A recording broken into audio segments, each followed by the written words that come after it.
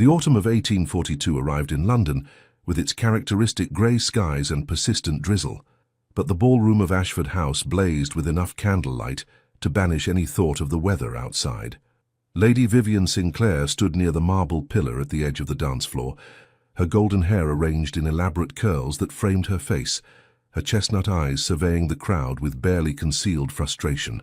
3 years. 3 interminable years of subtle hints, carefully timed encounters, and what she considered rather obvious demonstrations of interest, all utterly wasted on the most infuriating man in England. William Hawthorne, Duke of Merridale, stood across the ballroom, his tall frame commanding attention even in a room full of nobility. His black hair was perfectly styled, his cravat tied with mathematical precision, and those devastating brown eyes currently focused on Lady Charlotte Pemberton, who giggled behind her fan at whatever charming nonsense he was undoubtedly spouting. "He is insufferable," Vivian muttered to her closest friend, Miss Eleanor Winters, who had materialized at her elbow with 2 glasses of champagne. "The Duke?" Eleanor asked innocently, though her eyes sparkled with mischief. "Whatever has he done now?" "Exactly nothing, which is precisely the problem." Vivian accepted the champagne and took a rather unladylike gulp. "Look at him, Eleanor, flirting with Charlotte Pemberton as though she hung the moon, when just last week he was composing poetry to Miss Thornbury's eyes." "Dreadful poetry from what I heard," Eleanor offered consolingly. "That is not the point." Vivian's voice rose slightly before she caught herself, lowering it to a fierce whisper.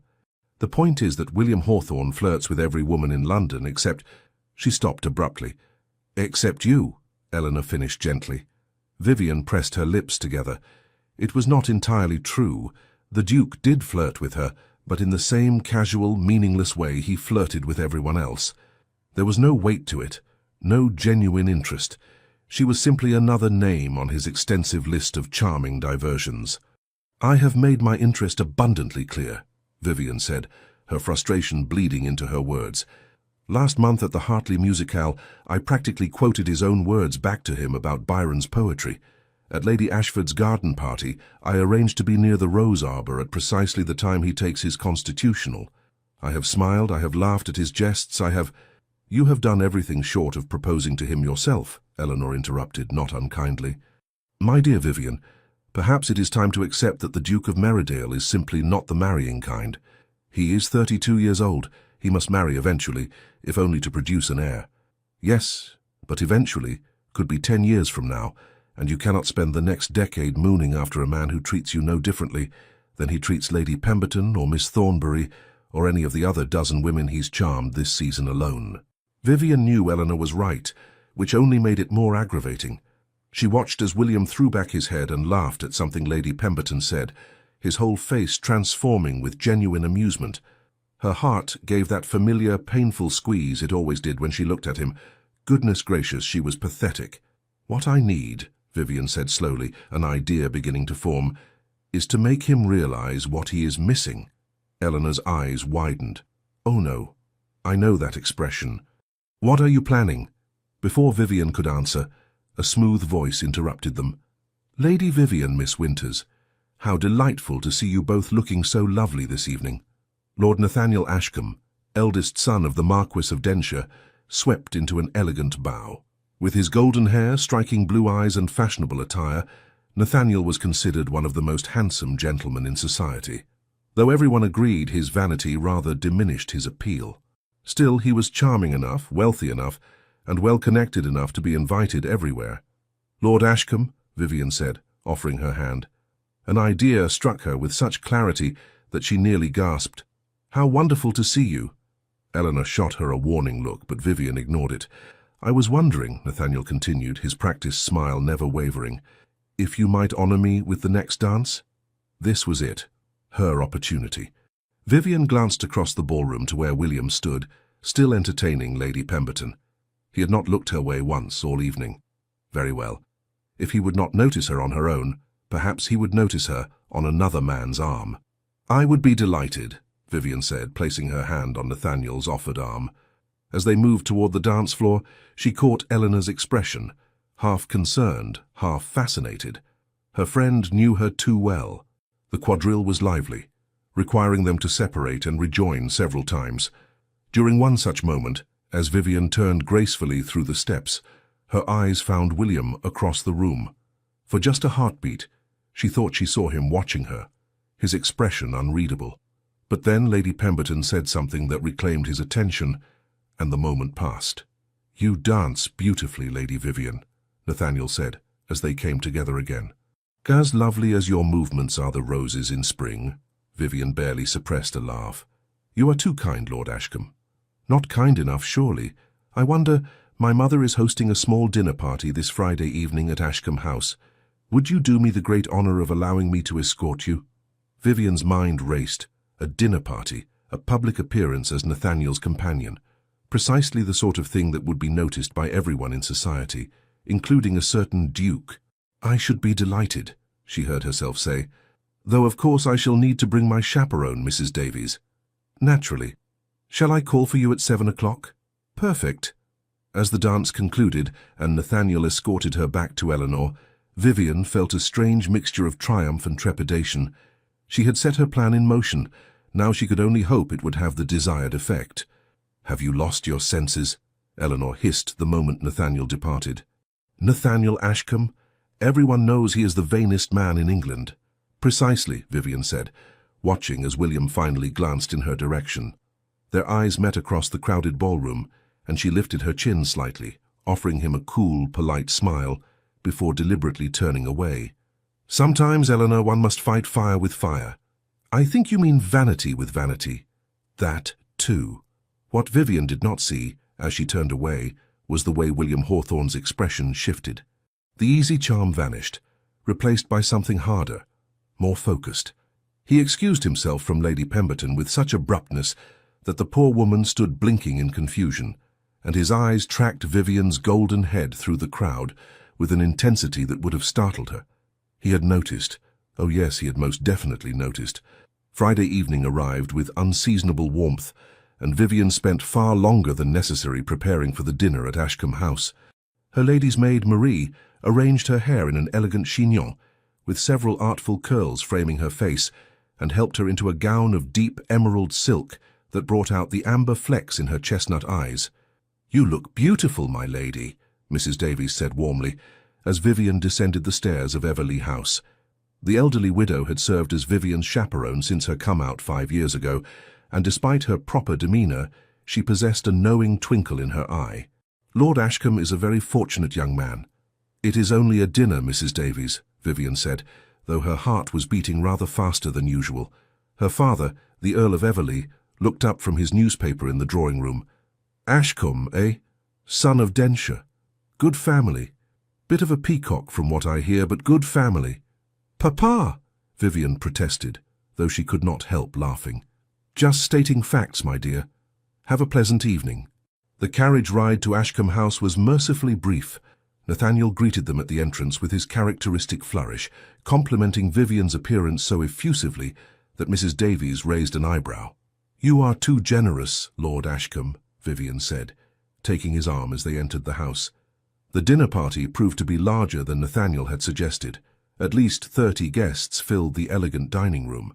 Vivian's heart skipped when she spotted several familiar faces, including Eleanor, who caught her eye with a look that clearly said, "I hope you know what you are doing." But it was the tall figure near the windows that made Vivian's breath catch. William Hawthorne stood in conversation with Lord Winters and another gentleman, a glass of wine in his hand. He wore evening attire of impeccable cut, his black coat moulded perfectly to his broad shoulders, his cravat arranged in the intricate mathematical style he favoured. He looked, Vivian thought with some irritation, absolutely magnificent. And then he turned, and his eyes found hers across the room. The effect was immediate and electric. His gaze swept from her face to where her hand rested on Nathaniel's arm, and something dangerous flashed in those brown eyes. His jaw tightened almost imperceptibly, and the glass in his hand stilled halfway to his lips.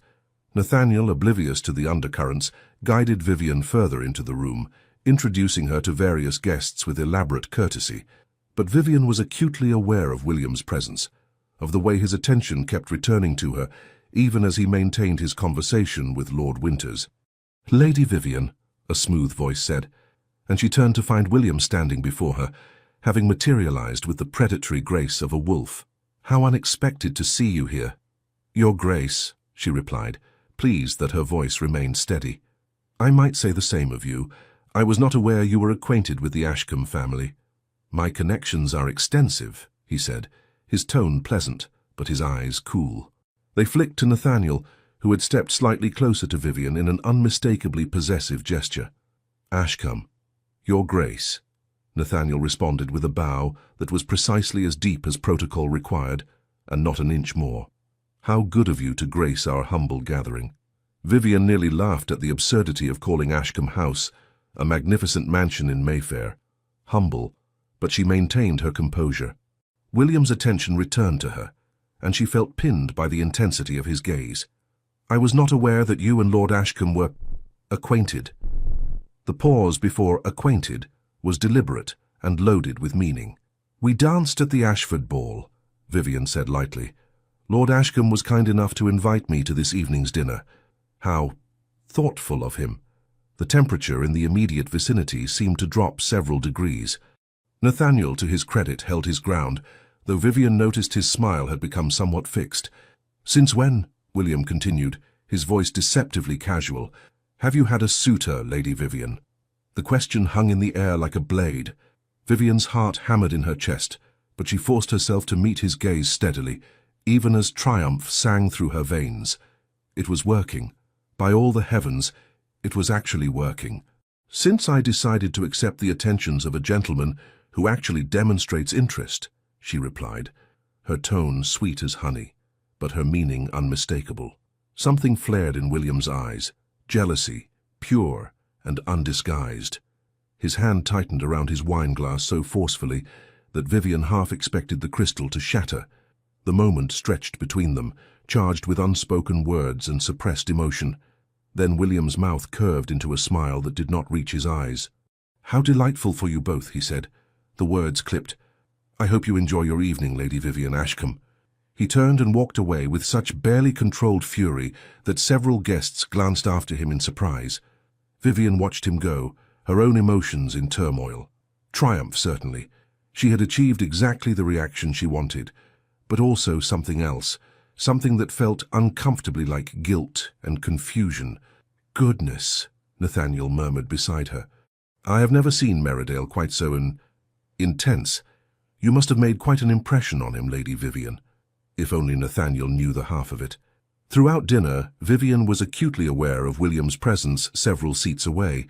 He maintained his usual charming facade, entertaining his dinner companions with witty observations and amusing anecdotes. But every time Vivian glanced in his direction, she found his eyes already on her, dark and brooding and filled with something that made her pulse race. When Nathaniel laughed at something she said, William's fork clattered against his plate. When Nathaniel refilled her wineglass with solicitous attention, William's jaw clenched visibly. And when Nathaniel leaned in to whisper some comment about the lady across from them, William pushed back from the table so abruptly that conversation momentarily ceased. "Forgive me," he said smoothly, his composure restored. "I seem to have developed a headache. Please excuse me." He departed with impeccable courtesy, but Vivian saw the rigid set of his shoulders, the too quick stride that spoke of barely leashed emotion. Eleanor caught her eye from across the table, her expression concerned. Vivian offered a small reassuring smile, though her own feelings were far from settled. She had wanted to provoke a reaction from William. She had succeeded beyond her wildest expectations. So why did she feel so unsettled by his jealousy? And what, precisely, was she going to do about it now? The following 3 weeks proved to be the most entertaining and exhausting period of Vivian's life. True to his word, Nathaniel Ashcombe pursued his courtship with enthusiastic dedication. Flowers arrived at Everleigh House daily, each bouquet more elaborate than the last. He escorted her to the theatre, to afternoon teas, to musicales and garden parties. He composed sonnets to her beauty, dreadful sonnets, Eleanor privately informed her after hearing one recited at Lady Hartley's soirée, and made no secret of his admiration. And everywhere they appeared, William Hawthorne seemed to materialize like a conjured spirit. At Lady Pemberton's garden party, Vivian was strolling through the rose garden with Nathaniel and Mrs. Davies, when William emerged from behind a particularly large topiary, startling them all. "Lady Vivian," he said with an expression of theatrical surprise that fooled absolutely no one. "What an unexpected pleasure. I was just examining the roses." "In October?" Vivian asked, one eyebrow raised. "How fascinating." "I have a keen interest in horticulture," William replied with impressive dignity, despite the fact that everyone present knew he could barely tell a rose from a turnip. Nathaniel's smile grew tight. "Your Grace, are you perhaps lost? The gentleman's smoking room is in quite the opposite direction." "Not lost at all. Simply taking the air." "The air seems particularly thick today," Nathaniel observed. William's eyes flashed dangerously, but before he could respond, Vivian smoothly intervened. "Gentlemen, perhaps we might all enjoy the air together. The weather is lovely." What followed was possibly the most awkward 15 minutes of Vivian's life, with Nathaniel on one side determinedly pointing out various flowers and commenting on their beauty, while clearly knowing nothing about them, and William on the other, making increasingly absurd observations about soil composition and pruning techniques, equally ignorant but far more creative in his fabrications. Mrs. Davies trailed behind them, her expression hovering between amusement and despair. "The Duke seems very interested in gardening," Nathaniel said, after William finally departed to inspect the hedges elsewhere. "Strange, considering Lord Winters mentioned just last week that Merridale once mistook an herb garden for decorative shrubbery and had his gardener plant roses in it." Vivian bit her lip to keep from laughing. The pattern repeated itself with increasing frequency.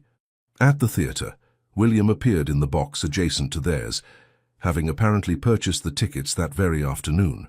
During a promenade in Hyde Park, he, coincidentally, happened to be riding past at the exact moment Vivian and Nathaniel stopped to admire the Serpentine.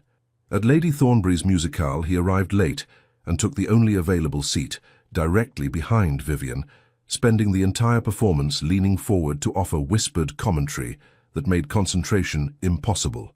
"He is stalking you," Eleanor observed one afternoon as they took tea at Everley House. "I have never seen anything like it. The Duke of Merridale, one of the most sought-after bachelors in England, has become a lovesick puppy." "He is not lovesick," Vivian protested, though her heart fluttered at the suggestion. "He is possessive. There is a difference, my dear."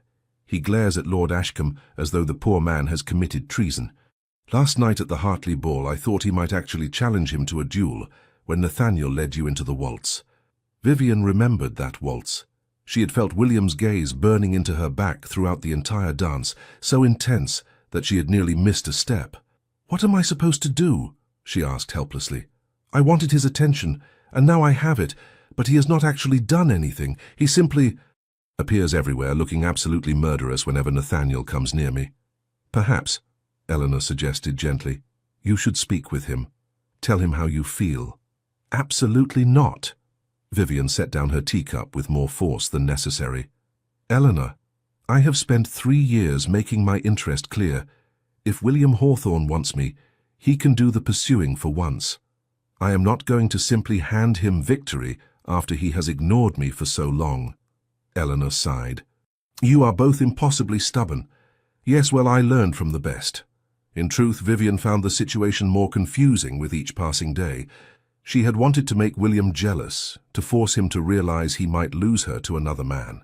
That part had succeeded spectacularly, but she had not anticipated the intensity of his reaction, nor the way her own feelings would become tangled in the web she had woven. Because despite his constant presence and obvious jealousy, William had not actually declared himself. He appeared at every event, monopolized her attention whenever possible, and made his displeasure with Nathaniel abundantly clear. But he had not taken the final step of actual courtship. It was maddening. And then there was Nathaniel himself. For all his vanity and theatrical declarations, he was not unkind. He treated her with courtesy and respect, and if his compliments were excessive and his poetry atrocious, he at least seemed genuinely interested in her company, which made her feel guilty about using him as a pawn in her game with William. The situation reached its crisis point on a Tuesday afternoon at Lady Ashford's autumn tea party. Vivian had arrived with Mrs. Davies and been immediately claimed by Nathaniel, who guided her to a settee near the windows. The drawing room was filled with the cream of London society, all engaged in the delicate dance of gossip and social maneuvering. William arrived 20 minutes later, his eyes immediately finding Vivian across the crowded room. He crossed toward them with the determined stride of a man on a mission, but was intercepted by Lady Charlotte Pemberton, who had apparently not received the message that the Duke's attentions had shifted elsewhere. "Your Grace," Charlotte said brightly, positioning herself directly in his path. "How delightful to see you. I was just telling Mamma about the lovely poetry you composed last month. Do you remember? About my eyes being like sapphires." Vivian could not hear William's response from across the room, but she saw his jaw tighten with frustration as Charlotte chattered on, oblivious to his distraction. "Lady Vivian," Nathaniel said, drawing her attention back, "there is something I wish to discuss with you." His tone was unusually serious, and Vivian felt a flutter of apprehension. "Yes, Lord Ashcombe? I have greatly enjoyed these past weeks in your company," he began, and Vivian's stomach sank. This sounded like the beginning of something formal. "You are the most captivating woman I have ever met, and I find myself—" "Lord Ashcombe," Vivian interrupted quickly, "perhaps this conversation would be better had in a more private setting." "Oh, I do not mind who hears," Nathaniel said with a smile. "Let everyone know that I am the most fortunate gentleman in London." "Nathaniel, please!" But he was already reaching for her hand. "Lady Vivian Sinclair, would you do me the tremendous honor—" "No." The word burst from Vivian louder than she intended, causing several nearby conversations to halt. Nathaniel froze, his hand still outstretched, his expression shifting from confidence to confusion. "I beg your pardon," he said slowly. Vivian felt heat flood her cheeks. "Forgive me, Lord Ashcombe, but I cannot accept what you were about to offer. But I thought, we have been courting for weeks. I know, and I apologize if I gave you false hope, but—" She trailed off, unable to find words that would not wound him further. Nathaniel withdrew his hand, his handsome face settling into lines of hurt pride. "I see. May I ask if there is someone else?" Vivian's eyes involuntarily flicked across the room to where William stood, now staring at them with an expression of intense focus, having apparently abandoned Lady Charlotte mid-sentence. Nathaniel followed her gaze and his mouth thinned. "Ah, the Duke, I should have realized." "Nathaniel, I am truly sorry. No need to apologize, Lady Vivian," he said stiffly, rising to his feet. "You have made your feelings perfectly clear. If you will excuse me." He departed with as much dignity as he could muster, leaving Vivian sitting alone with a room full of curious eyes upon her. Mrs. Davies materialized at her elbow, offering silent support. Eleanor rushed over the moment Nathaniel disappeared. "What happened?" "I believe," Vivian said faintly, "I just ended a courtship that I am not entirely certain actually existed." "By thunder," Eleanor breathed. "Look at the Duke." Vivian looked. William was crossing the room toward her with single-minded intensity, his expression a mixture of hope and determination that made her heart race. But before he could reach her, Lady Ashford announced that tea would be served in the garden, and the crowd shifted, creating an impenetrable barrier between them. Vivian caught a glimpse of William's frustrated expression before she was swept up in the general movement toward the doors.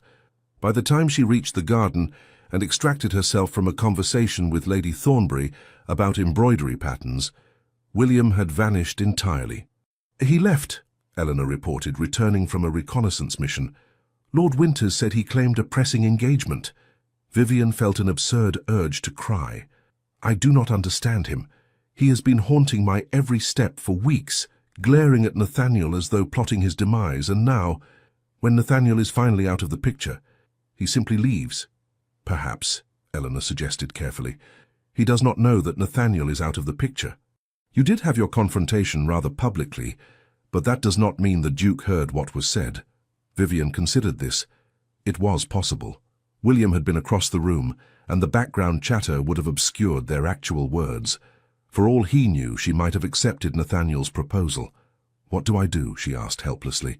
Eleanor squeezed her hand. "You wait, and you trust that if his feelings are genuine, he will find a way to make them known." But 3 days passed with no word from William. No flowers arrived at Everley House. No coincidental encounters occurred at social events. It was as though he had simply vanished from her life. Vivian told herself she was not disappointed. She had played her game and achieved her goal of making him jealous. If he chose not to act on those feelings, that was his decision to make. But in the quiet moments, usually late at night when sleep eluded her, she admitted to herself that she was desperately, hopelessly in love with William Hawthorne, and she had no idea what to do about it. The answer came on Friday afternoon, in the most unexpected way possible. Vivian was in the library at Everley House attempting to lose herself in a novel when Marie rushed in with wide eyes. "My lady, Lord Ashcombe is here, and he insists on speaking with you. He says it is urgent." Vivian's brow furrowed. "Did he seem angry?" "No, my lady, quite the opposite, actually. He seemed almost nervous." Curiosity overcame her reluctance. "Very well. Show him to the drawing room, and please ask Mrs. Davies to join us." 5 minutes later, Vivian entered the drawing room to find Nathaniel pacing before the fireplace, his usually immaculate appearance slightly dishevelled. Mrs. Davies had already settled into her usual chair near the window, her embroidery in hand. "Lord Ashcombe," Vivian said, her voice carefully neutral, "this is unexpected." Nathaniel turned, and to her surprise, his expression held genuine distress. "Lady Vivian, I owe you an enormous apology." "Whatever for?" "For my behaviour these past weeks, for pursuing a courtship that I now realise was not entirely genuine on my part." Vivian sank onto the settee, thoroughly confused. "I do not understand." Nathaniel took a deep breath, as though steeling himself. "The truth is, Lady Vivian, I have been courting you under false pretences, not because I did not enjoy your company, you are truly delightful, but because—" He paused, colour rising in his cheeks. "Because I am in love with someone else." Of all the things Vivian had expected to hear, this was not among them. "I beg your pardon?" "Your companion, Miss Hartwell, your lady's maid sister, who sometimes attends social functions in your household. I met her at Lady Pemberton's musical last month, and I have not been able to stop thinking about her since." Vivian's mind reeled. Grace Hartwell was indeed employed in her household, serving as a sort of auxiliary companion when Mrs. Davies needed assistance. She was a pretty, sensible young woman, of respectable but modest family, exactly the sort of match that would scandalize Nathaniel's aristocratic family. "Does Miss Hartwell return your regard?" Vivian asked carefully. Nathaniel's expression transformed, becoming almost boyish. "I believe so. We have had occasion to speak several times when I called at Everley House, and yesterday in the garden while I was waiting for you to receive me, we—" He trailed off, looking embarrassed. "You kissed her," Vivian supplied, pieces falling into place. "Yes, and she did not slap me, which I took as an encouraging sign." He ran a hand through his hair, further dishevelling it. "Lady Vivian, I am ashamed to admit that I began courting you partly because Grace was often present at the events you attended. It gave me opportunities to see her that I would not otherwise have had." Vivian should have been insulted. Instead, she found herself fighting the urge to laugh. "Lord Ashcombe, are you telling me that for the past 3 weeks, while I have been using you to make the Duke of Merridale jealous, you have been using me to court my household companion?" Nathaniel blinked. "So you were using me to make Merridale jealous?" "Spectacularly successfully, I might add." A startled laugh burst from Nathaniel. "Heavens, we are a pair of absolute scoundrels." "Indeed." Vivian felt an enormous weight lift from her shoulders. "So what will you do about Miss Hartwell?" "I intend to speak with her father and request permission to court her properly. My own father will be appalled. He has plans for me to marry the daughter of a viscount, but I find I no longer care. Grace is worth any scandal." "How romantic," Mrs. Davies murmured from her corner, not looking up from her embroidery. Vivian smiled. "Then I wish you every happiness, Lord Ashcombe, and I apologize for involving you, however inadvertently, in my own schemes." "No apology necessary. In fact, I am grateful. My pursuit of you provided the perfect excuse to frequent Everley House." He paused. "Though I must say, Lady Vivian, if the Duke cannot see what an extraordinary woman you are, he is a greater fool than I took him for." After Nathaniel departed, considerably more cheerfully than he had arrived, Vivian remained in the drawing-room, her thoughts churning. "Mrs. Davies," she said slowly, "am I a terrible person for using Lord Ashcombe the way I did?" The elderly widow set down her embroidery and fixed Vivian with a knowing look. "My dear child, the heart wants what it wants, and sometimes we take foolish paths in pursuit of it, But I think perhaps it is time to stop with schemes and games and simply tell the Duke how you feel. But what if he does not? Then at least you will know, Mrs. Davies interrupted gently, and you can move forward with your life one way or another. This uncertainty is eating you alive. Vivian knew she was right, but the thought of confessing her feelings to William, of making herself that vulnerable, terrified her more than any society scandal ever could. Still, perhaps it was time to be brave. She was still debating the matter the following afternoon when fate, or a meddlesome friend, intervened. Eleanor appeared at Everleigh House in a state of high excitement. "You must come with me immediately. There is something you need to see." "What are you talking about?" "No questions. Just trust me. Bring Mrs. Davies and come to Hyde Park, the Serpentine path near the bridge." 20 minutes later, Vivian found herself standing on the aforementioned path, thoroughly confused. "Eleanor, what?" "Shh!" Eleanor pointed. Following her friend's gesture, Vivian looked down the path and froze. William Hawthorne stood some 50 yards away, apparently in earnest conversation with no one. He paced back and forth, gesturing to the empty air, his mouth moving in what appeared to be impassioned speech. "Has he lost his senses?" Vivian whispered. "I believe," Eleanor said, barely suppressing her grin, "that he is rehearsing." As they watched, William ran a hand through his black hair, disrupting its usual perfect arrangement, and appeared to start his speech over. Even from this distance, Vivian could see the tension in his shoulders, the nervous energy in his movements. "Rehearsing what?" she asked, though her heart had begun to beat faster. "If I had to guess, a declaration of affection for a certain lady with blonde hair and chestnut eyes." Vivian's breath caught. "You cannot possibly know that." "Oh, can I not? Lord Winters told me that the Duke has been impossible all week, distracted, irritable, and constantly muttering about missed opportunities and that damned Ashcombe. And then this morning Winters saw him leave his house with what appeared to be a bouquet of flowers, your favourite flowers, I might add, though how he knows that is anyone's guess, and followed him here. Lord Winters is spying on him. Lord Winters is a romantic, and he is tired of watching his friend moon over you like a lovesick poet, as are we all, frankly."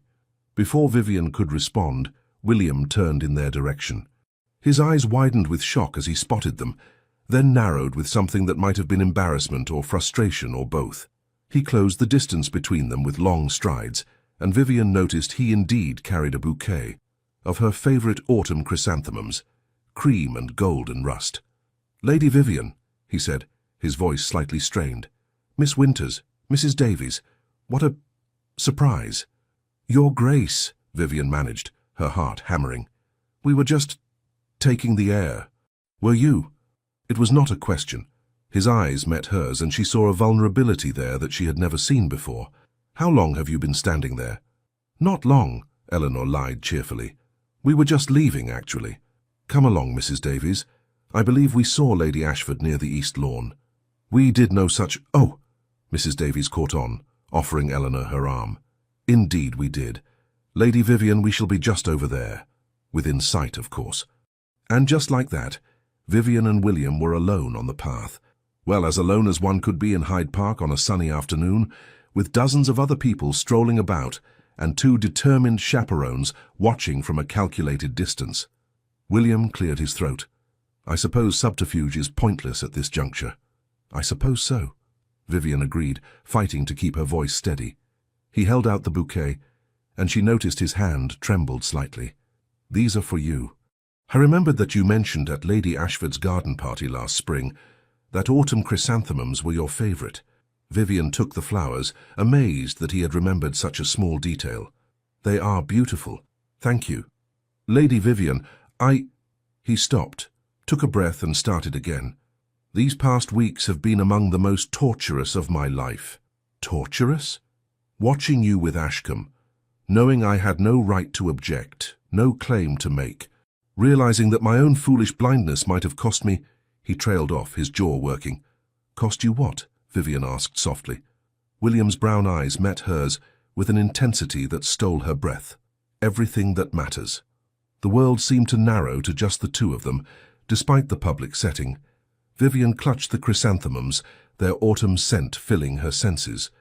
"I need you to understand something," William continued, his words coming faster now as though he feared if he stopped he might lose his courage. I have known you for 3 years.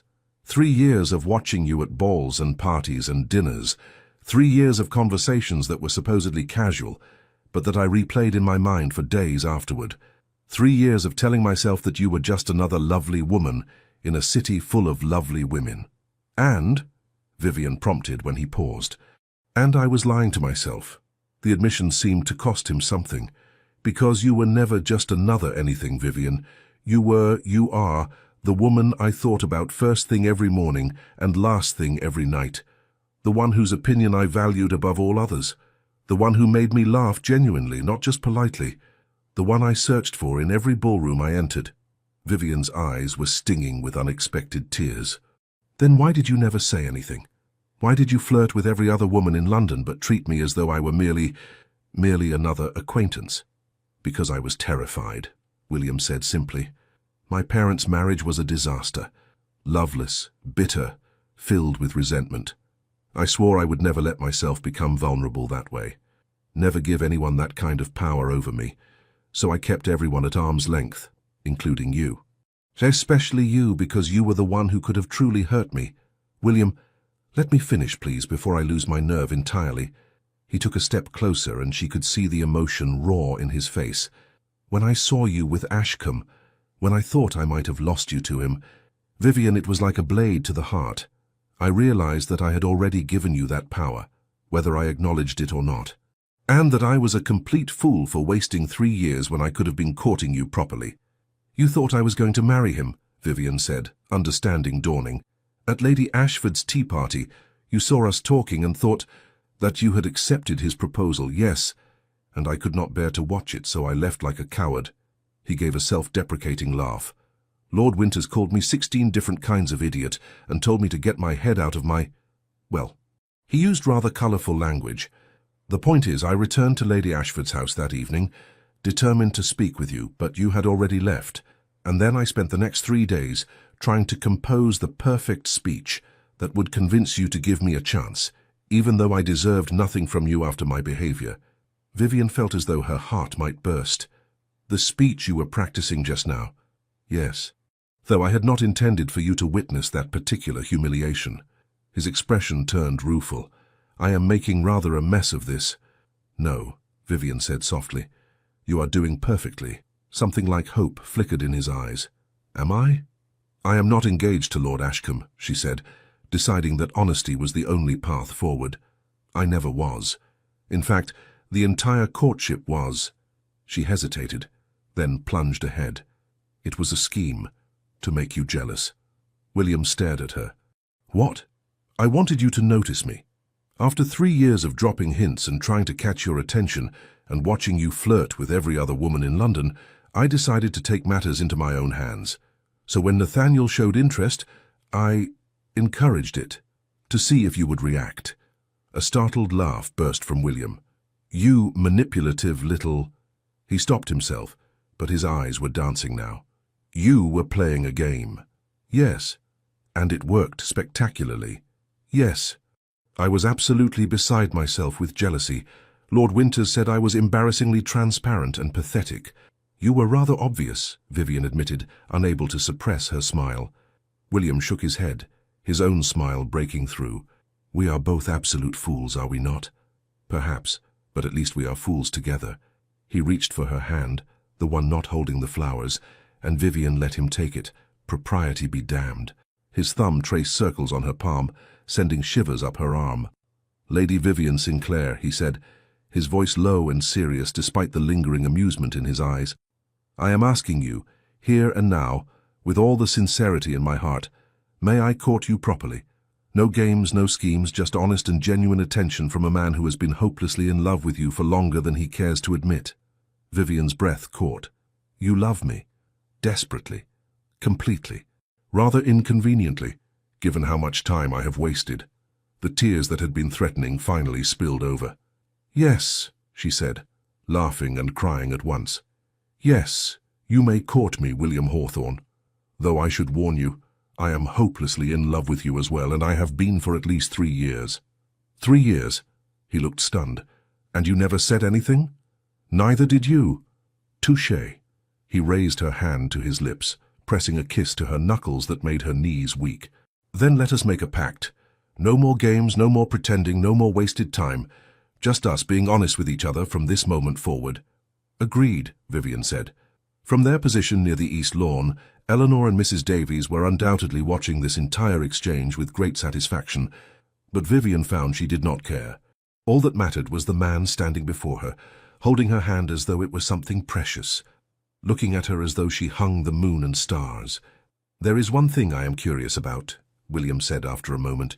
"Yes? Lord Ashcombe. Is he terribly heartbroken?" Vivian laughed. "Not even slightly. It turns out he was using me to spend time with my household companion, Miss Hartwell. They are quite in love, apparently." William's eyebrows shot up. "So we were both schemes within schemes?" "It would appear so." "Good heavens, the gossips are going to have a field day with this." "Let them," Vivian said recklessly. "I find I no longer care what anyone thinks." William's smile turned devastating. "My darling Vivian, I believe we are going to get along splendidly."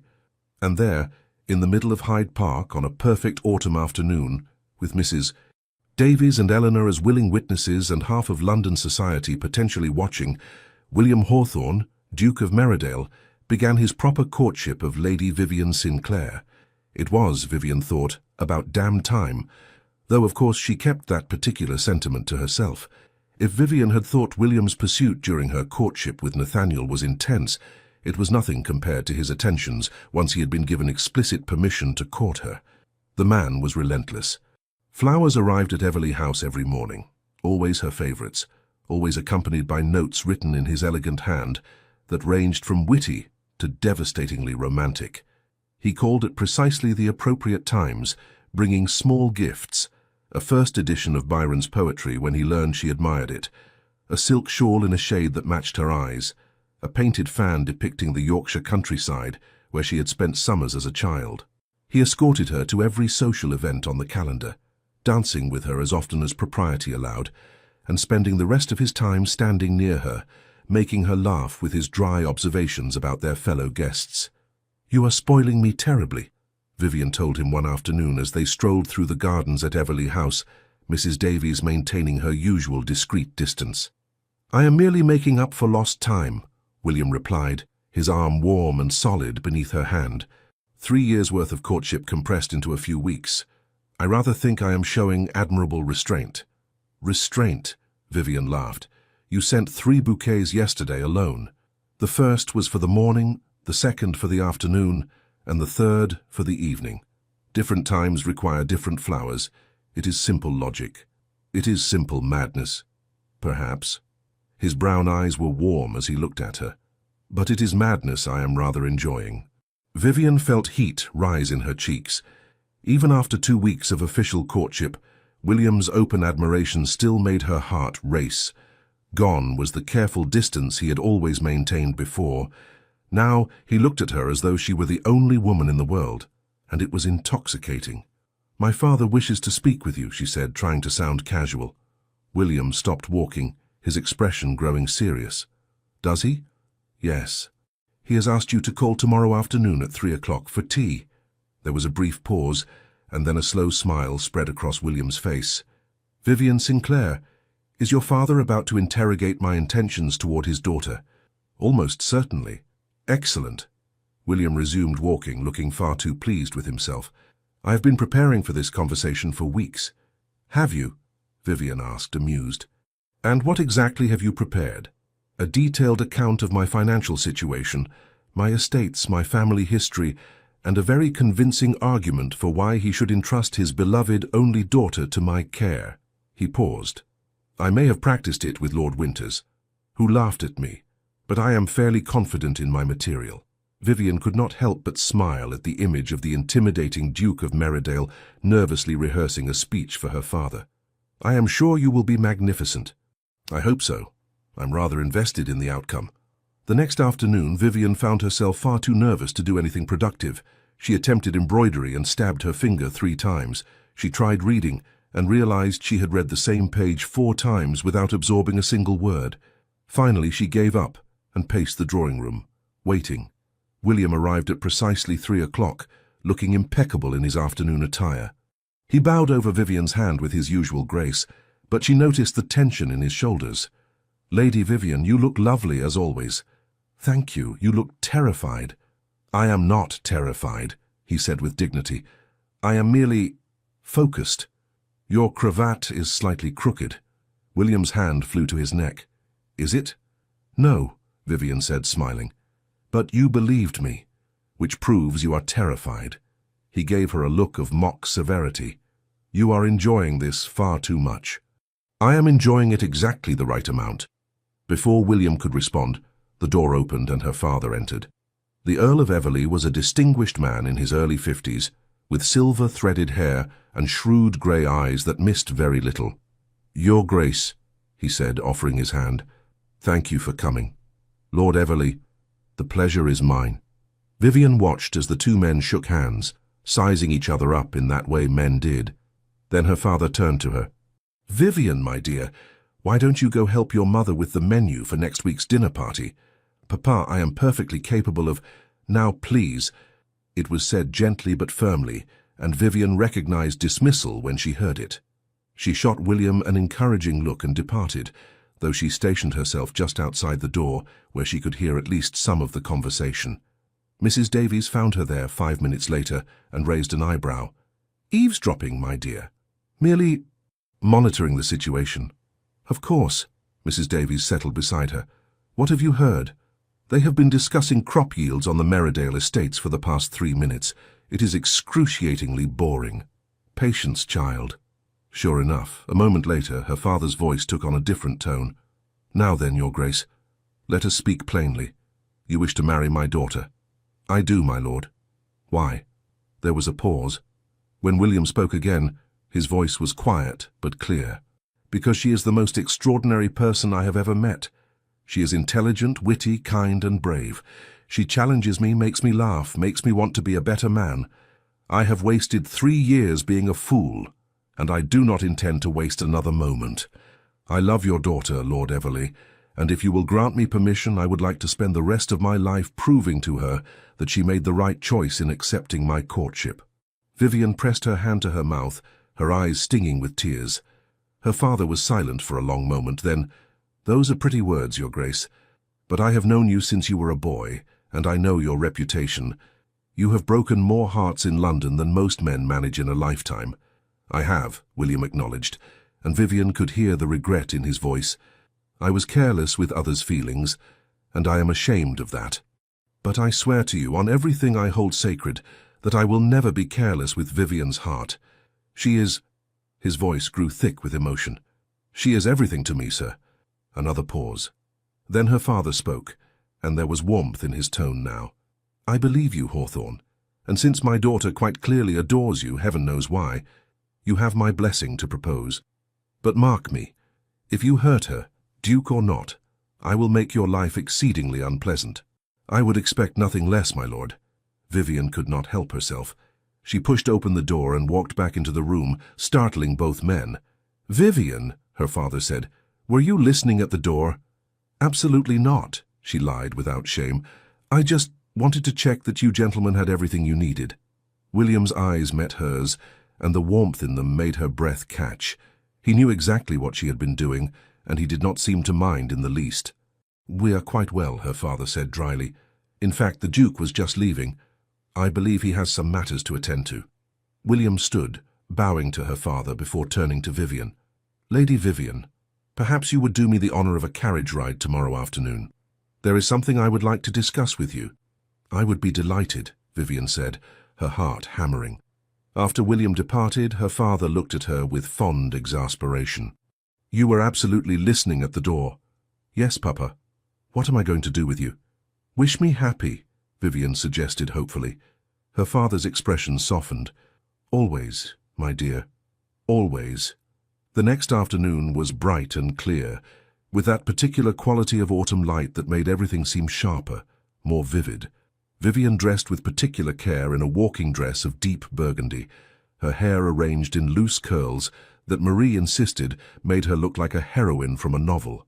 William arrived with his finest carriage, and without a groom, she noticed, which was slightly improper but not scandalously so, especially given Mrs. Davies' presence. They drove to Richmond Park, where the trees were ablaze with autumn colour. William guided the horses expertly along the winding paths, making light conversation about the weather and the upcoming Hartley ball. But Vivian could sense an undercurrent of nervous energy in him. Finally, they reached a secluded grove overlooking the Thames, and William brought the horses to a stop.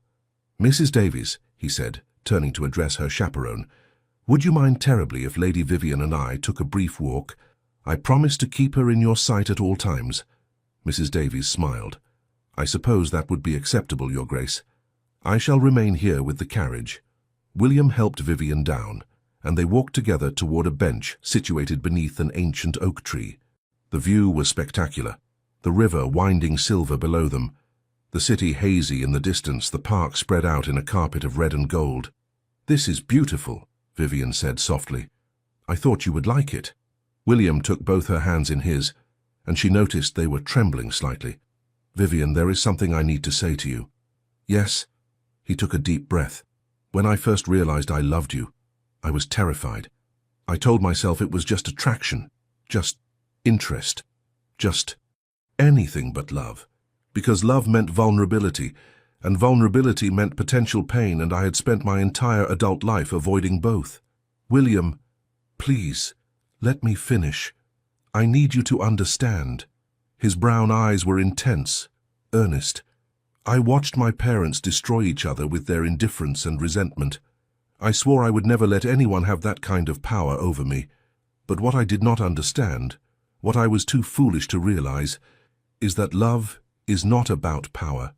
It is about trust. It is about choosing every day to be vulnerable with someone who will treat that vulnerability as the precious gift it is." Vivian's eyes were stinging with tears. "You trust me? Completely, utterly. You could shatter me, Vivian Sinclair. You have the power to hurt me more than anyone else in the world."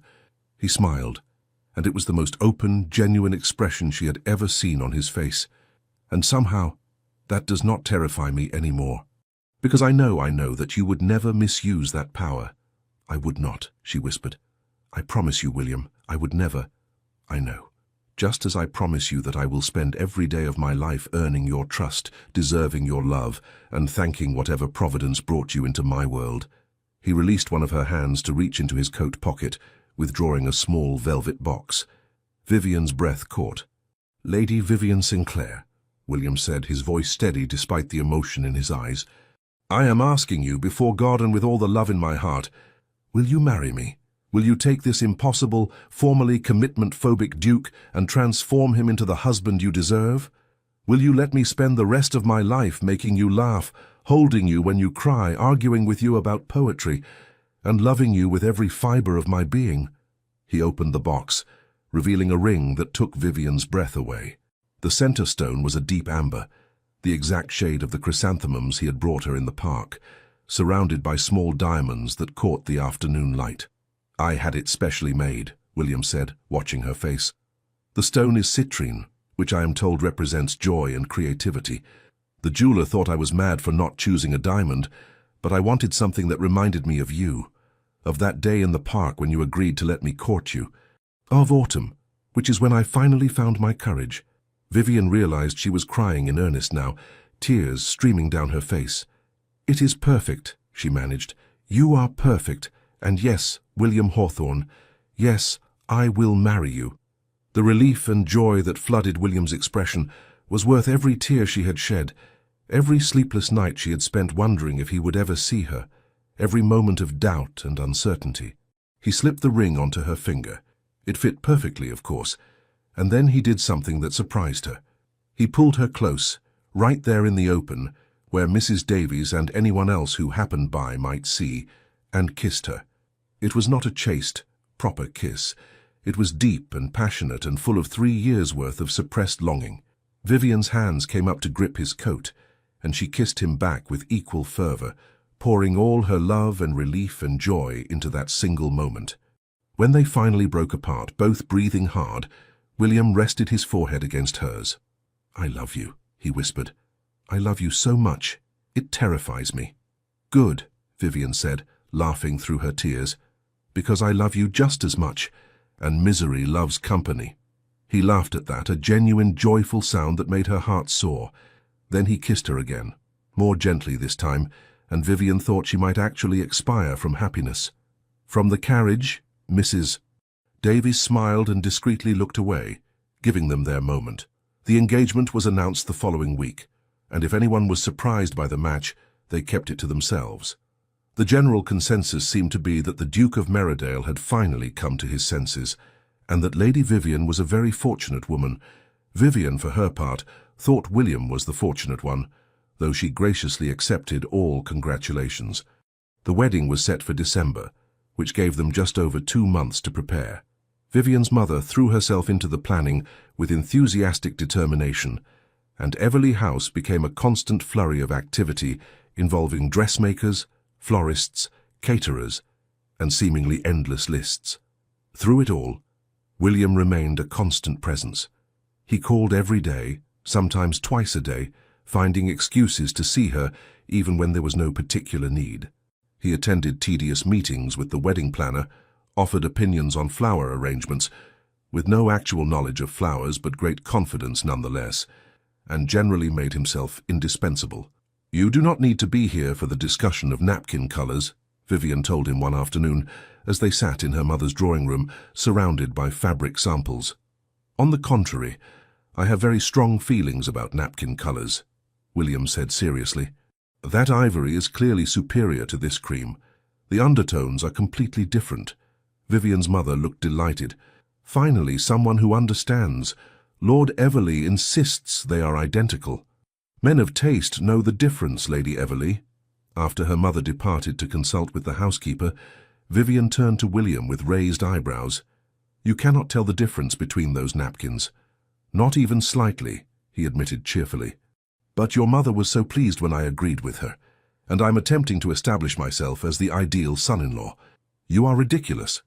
"Yes, but I am your ridiculous, which makes it acceptable." Vivian could not argue with that logic. One afternoon, about 3 weeks before the wedding, Vivian found herself at Meridale House for tea. William had invited her to see his, soon-to-be their, home, and she was curious to see where she would be living. The house was magnificent, a sprawling Georgian mansion in Mayfair with elegant proportions and beautiful gardens. William gave her a tour, pointing out various features and rooms, but Vivian could see he was leading her somewhere specific. Finally, they reached a set of double doors on the 2nd floor. William paused, his hand on the handle, looking suddenly uncertain. "These are the Duchess's chambers," he said quietly. "They have been closed since my mother's death 20 years ago. My father could not bear to enter them, and after he died, I could not bring myself to change anything. They are exactly as she left them." Vivian squeezed his hand. "You do not have to show me if it is too difficult." "No, I want to." He opened the doors, revealing a suite of rooms decorated in shades of blue and cream. Dust covers draped the furniture, and the air had that particular stillness of a space long abandoned. "I want you to know about my mother, about who she was before my father's indifference broke her spirit." They walked through the rooms together, as William told her about his mother, Caroline Hawthorne, who had loved music and poetry, who had taught him to read before he was 4, who had filled the house with laughter before the joy slowly drained away under the weight of her husband's coldness. "She loved this room," William said, stopping before a large window overlooking the gardens. "She would sit here for hours, reading or embroidering. After she died, my father had the room sealed. He said it was out of respect for her memory, but I always thought it was guilt. He knew he had made her miserable, and he could not face the evidence of what he had destroyed." "William," Vivian said softly, moving to stand before him, "you are not your father." "I know. At least, I know it now." He cupped her face in his hands, his thumbs brushing her cheeks. "But for so long I was terrified I would repeat his mistakes, that I would trap some poor woman in a loveless marriage and watch the light slowly die in her eyes the way it did in my mother's." "That will never happen," Vivian said fiercely. "We love each other, William. We chose this." "We did." He kissed her forehead gently. "I want to redecorate these rooms. Make them yours, not my mother's ghost. Fill them with light and color and joy. Will you help me?" "Of course." Vivian looked around the space, already envisioning possibilities. I think pale yellow, perhaps, like sunshine. And we should open those curtains. Let the light in. Your mother would want that, I think. She would want these rooms to be happy again. William's arms came around her, holding her close. Have I told you today that I love you? At least 3 times, Vivian said, smiling against his chest, but I do not think I shall ever tire of hearing it. Good, because I intend to say it rather frequently for the next 50 or 60 years. They stood like that for a long moment, wrapped in each other's arms in the dusty, forgotten rooms, and Vivian felt hope blooming, not just for themselves, but for the healing these old wounds needed, for the joy that would fill this house once William was no longer haunted by his parents' failures. They would be different. They would be happy. She was certain of it. The morning of December 15th dawned cold and bright, frost painting delicate patterns on the windows of Everley House. Vivian woke early, her stomach aflutter with nerves and excitement. Today was her wedding day.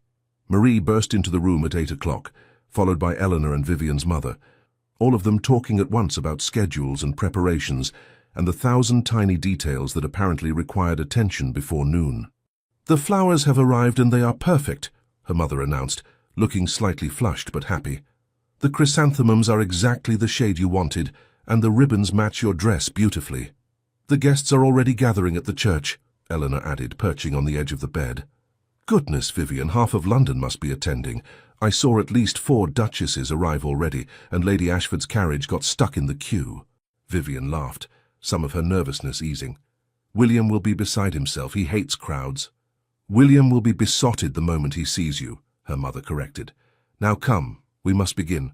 Marie, the bath is ready." The next several hours passed in a blur of activity. Vivian was bathed, perfumed, and dressed with meticulous care. Her wedding gown was ivory silk with delicate embroidery at the bodice and hem, the sleeves fitted to her arms, and the skirt falling in elegant folds. It was beautiful without being ostentatious, which suited her perfectly. Marie arranged her hair in an elaborate style, weaving in tiny winter roses and securing her veil with the Everley family tiara, a delicate circlet of diamonds and pearls that had belonged to her grandmother. "You look like a princess," Eleanor breathed when they were finally done. Vivian looked at herself in the mirror and barely recognized the woman staring back. The dress, the hair, the jewelry, it all combined to create someone who looked far more sophisticated and elegant than she felt. But her eyes were bright with joy, and the smile on her face was genuine. That was what mattered. "I am getting married," she said wonderingly, "to William, to the most stubborn, wonderful, infuriating man in England." "Who loves you desperately," Eleanor reminded her. "Do not forget that part." "I shall not." Her father knocked on the door at precisely 11:30. When he entered and saw her, his eyes grew suspiciously bright. "My beautiful daughter," he said gruffly. "When did you grow up?" "Oh, Papa." Vivian embraced him carefully, mindful of her dress and veil. "Do not make me cry before we even reach the church." "Cannot promise that," he said, but he smiled as he offered her his arm. "Come then. Your Duke awaits." The carriage ride to St. George's was short, but seemed to take forever. Vivian's hands trembled slightly as she clutched her bouquet of autumn chrysanthemums and winter roses. Her father covered her hands with one of his own, offering silent support. "Nervous?" he asked. "Terrified," she admitted, "but in a good way. That is how I felt on my wedding day. The best decision I ever made, marrying your mother." He paused. "I think you are making a good decision too. Hawthorne is a good man, and more importantly, he is the right man for you." "I know," Vivian said softly. "I've always known, I just had to convince him of it." Her father chuckled. "Indeed." St. George's was packed with guests, exactly as Eleanor had predicted. The church was decorated with garlands of evergreen and chrysanthemums, their warm gold contrasting beautifully with the winter greenery. Candles blazed throughout the space, casting everything in a warm, golden glow. Vivian waited in the vestibule while the ceremony music began. Her heart was pounding so hard she was certain everyone could hear it. Eleanor made last-minute adjustments to her veil, while her mother dabbed at her eyes with a handkerchief. And then the processional began, and her father was guiding her down the aisle, and nothing else mattered because William was there. He stood at the altar in formal attire, his black coat perfectly tailored, his cravat arranged with his usual mathematical precision. His black hair was slightly disheveled, as though he had run his hand through it repeatedly, and his brown eyes were fixed on her with an expression of such love and wonder that her breath caught. Lord Winters stood beside him as best man, smiling broadly, but Vivian barely noticed anyone else. The church could have been empty or filled with thousands. It made no difference. There was only William, watching her walk toward him with love written plainly on his face. When she reached the altar, and her father placed her hand in William's, she felt the slight tremor in his fingers. He was nervous too, she realized. This powerful, confident duke was nervous about marrying her. The vicar began the ceremony, his voice resonating through the church. Vivian heard the words as though from a great distance.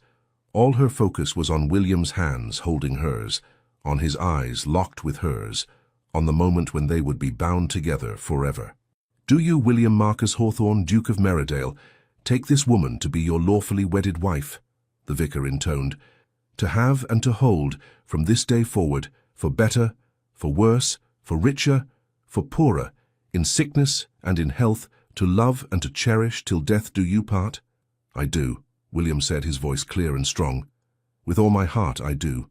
"And do you, Vivian Elizabeth Sinclair, take this man to be your lawfully wedded husband? To have and to hold from this day forward, for better, for worse, for richer, for poorer, in sickness and in health, to love and to cherish, till death do you part?" "I do," Vivian said, smiling through happy tears. "Absolutely and forever I do." They exchanged rings, simple gold bands that William had insisted on, saying he wanted to wear a visible symbol of his devotion. And then the vicar was pronouncing them husband and wife, and William was lifting her veil with trembling hands and kissing her with a tenderness that made her heart swell. The church erupted in applause and cheers. Vivian laughed against William's lips, and he smiled as he pulled back, his eyes dancing. "Hello, wife," he murmured. "Hello, husband," she replied. They walked back down the aisle together, hands clasped, both grinning like absolute fools. Vivian caught glimpses of familiar faces, Eleanor weeping openly, her mother and Mrs. Davies both dabbing at their eyes, her father looking proud and emotional. Even Nathaniel Ashcombe was there, seated beside a blushing Grace Hartwell, both of them smiling warmly. The wedding breakfast at Everleigh House was a magnificent affair. The ballroom had been transformed with winter flowers and hundreds of candles, and the feast was extraordinary. Vivian barely tasted any of it, too caught up in the joy of the occasion and the constant press of well-wishers offering congratulations. William remained at her side throughout, his hand finding hers at every opportunity, his attention never wavering from her, even as he made polite conversation with various guests. "You are being very attentive," she teased during a brief moment of relative privacy. "I am simply ensuring my investment," he replied with mock seriousness. "I went through considerable effort to win you. I am not about to let you escape now." "Escape? We are married, William. I cannot escape." "Precisely my plan all along. I am very cunning." She laughed, and he stole a kiss. Propriety be damned. Lord Winters proposed the first toast, his speech full of affectionate jokes about William's transformation from confirmed bachelor to besotted husband. "I have known Merridale for 20 years, he concluded, raising his glass, "and I have never seen him as happy as he has been these past months. Lady Vivian, I beg your pardon, Your Grace, you have accomplished what we all thought impossible. You have made this impossible man understand what truly matters. To the Duke and Duchess of Merridale." "To the Duke and Duchess," the guests echoed, and Vivian felt tears prick her eyes again. As the afternoon wore into evening, the celebration continued. There was dancing. William claimed Vivian for the first waltz, holding her so close that Eleanor teasingly called it scandalous, and more food and toasts and laughter. Finally, as the winter sun began to set, William leaned close and whispered, "Would you think me terribly rude if I suggested we escape our own wedding breakfast?" Vivian glanced around at the still crowded ballroom. "Where would we go?" "Home," he said simply. "Our home. I want to begin our life together, Vivian. Just the two of us." She felt warmth spread through her chest. "Yes," she said. "Let us go home." They made their excuses to her parents, who smiled knowingly and offered no objections. Then, with the help of Eleanor and Lord Winters creating a distraction, they slipped away to the waiting carriage. As they drove toward Merridale House through the twilit streets of London, William pulled Vivian close against his side. "Happy?" he asked. Deliriously, she replied. Though I confess I am a bit nervous about what comes next. As am I, he admitted, but we shall figure it out together. That is rather the point of marriage, I think. Meredale House glowed with welcoming light as they approached. The staff had lined up to greet them, offering congratulations and well wishes. Mrs. Patterson, the housekeeper, presented Vivian with the keys to the house with great ceremony. Welcome home, Your Grace, she said warmly. Thank you, Vivian replied, feeling slightly overwhelmed by the title. She was a duchess now, the Duchess of Meredale. It still seemed unreal. William dismissed the staff for the evening, giving them permission to celebrate below stairs. Then he turned to Vivian with a slightly mischievous expression. Come with me. I have something to show you. He led her upstairs to the rooms that had once been his mother's, the Duchess's chambers. But when he opened the doors, Vivian gasped. The space had been completely transformed. Gone were the dust covers and musty air. The walls had been painted a soft, sunny yellow, exactly as she had suggested. New curtains in cream silk framed the windows, and elegant furniture in honey-colored wood filled the space. Fresh flowers bloomed in vases throughout the rooms, and a fire crackled welcomingly in the hearth. William, she breathed, when did you— I have been working on it since the day you first saw these rooms, he said. I wanted them to be ready for you, for us, a new beginning in a space that had known too much sorrow. Vivian walked through the transformed chambers, touching the beautiful fabrics, admiring the thoughtful details. Everything was perfect, warm and welcoming, and full of light. There is one more thing, William said, guiding her to a small writing desk by the window. A leather-bound book rested on its surface. Open it. Vivian opened the book and found it full of William's handwriting, pages and pages of it. She read the first entry, dated 3 years prior. I saw Lady Vivian Sinclair at the Pemberton Ball tonight. She wore green, which brought out the gold in her eyes. We discussed Byron's poetry, and she challenged my interpretation with such intelligence and wit that I found myself utterly captivated. I told myself it was merely intellectual admiration. I am beginning to suspect I was lying to myself even then. You kept a journal about me, Vivian asked, her voice thick with emotion. For 3 years, William confirmed. Every encounter, every conversation, every moment I spent convincing myself I was not falling in love with you. I thought perhaps someday I might give it to you, so you would know that even when I was being an absolute fool, some part of me always knew you were special. Vivian turned to find him watching her with such tenderness that her heart ached. I love you, she said simply. So very much. And I love you. He crossed the room and took her hands. I promise you, Vivian, I will spend every day of our life together making you happy. You have given me the greatest gift, your love, your trust, your life. I do not take that lightly. I know, she said, and I promise the same to you. We shall build something beautiful together, William. Something full of joy and love and laughter. Nothing like what your parents had, something entirely our own. Yes, he agreed, pulling her close. Something entirely our own. He kissed her then, properly this time, without the constraints of propriety or watching crowds. It was deep and passionate and full of promise, and when they finally broke apart, both were breathless. Welcome home, Your Grace, William murmured against her lips. Welcome home, Vivian replied, smiling. My love. 2 years later, the gardens at Meredale House blazed with autumn colour, the chrysanthemums Vivian had planted the previous spring, creating a spectacular display of golds and russets. She stood among them, smiling as she watched her husband attempt to teach their 8-month-old son the proper way to examine a flower.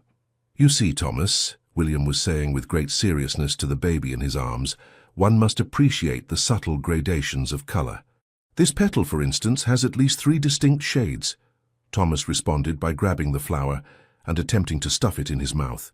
No, that is not— Vivian, help me, he is trying to eat the garden. Vivian laughed and rescued both the flower and her husband. Perhaps botanical education can wait until he is old enough to not try consuming everything he touches. A sensible suggestion, William conceded, shifting Thomas to his hip. The baby, who had inherited his father's dark hair and his mother's brown eyes, reached up to grab William's cravat with delighted gurgles.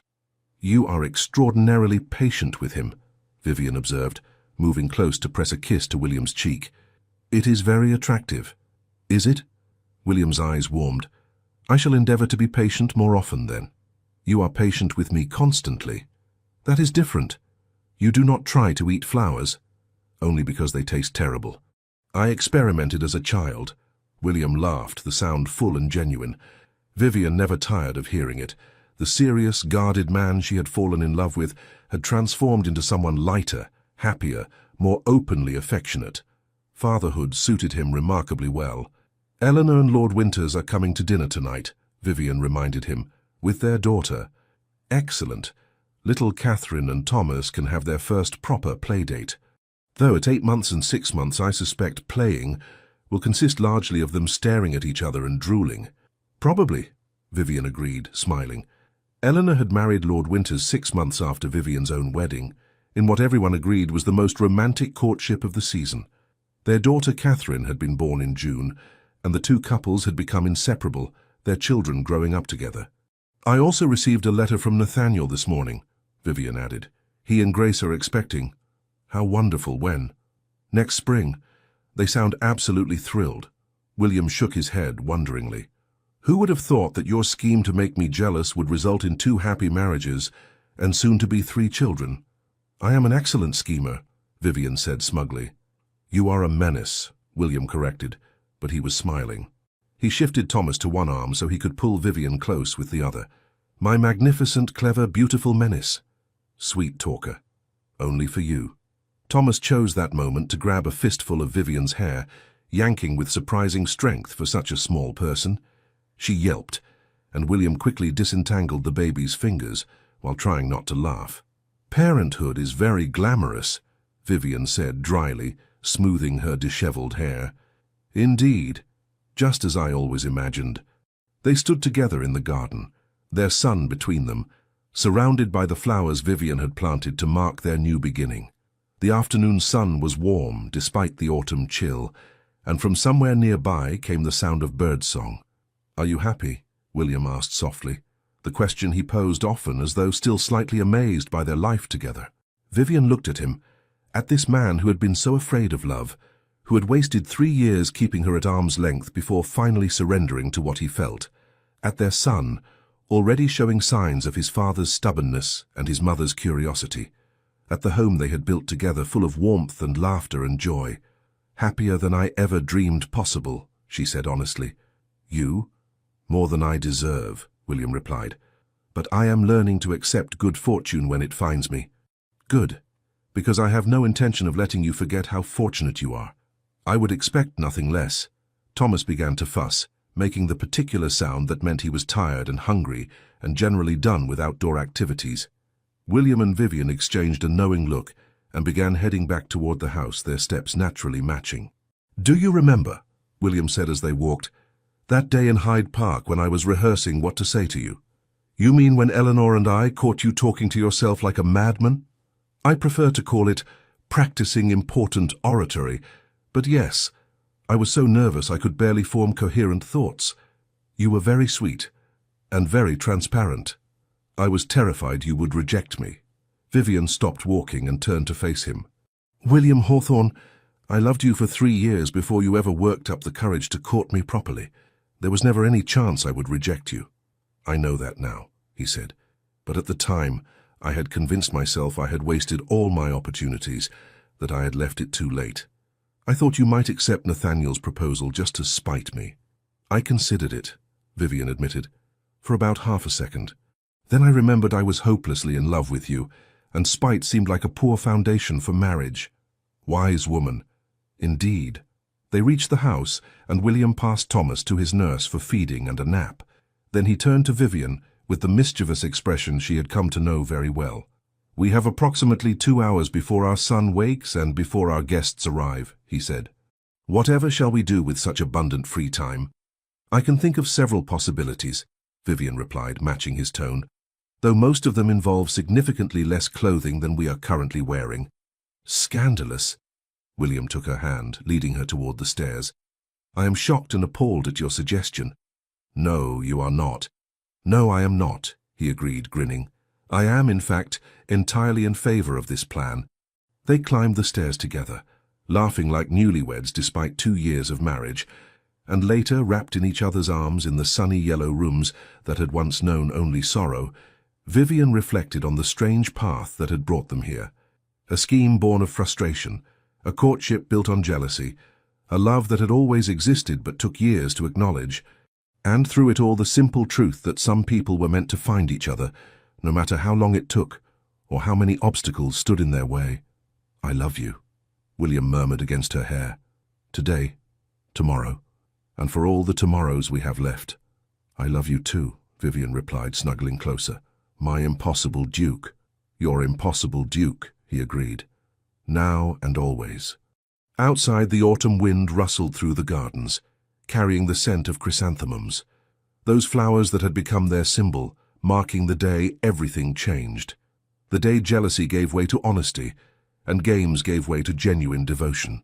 And in the house that had once been cold and empty, laughter rang out, the sound of a family built on love and trust, and the simple joy of being together.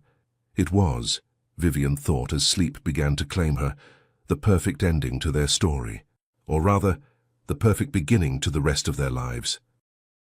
The end. Thank you so much for staying with us until the end of this beautiful story.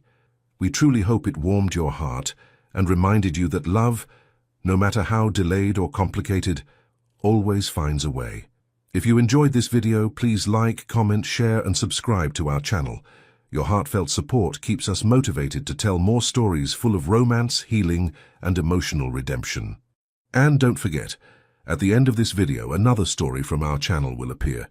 Click and be swept away by more unforgettable moments. Thank you for being here. The Legends of the Fall Team.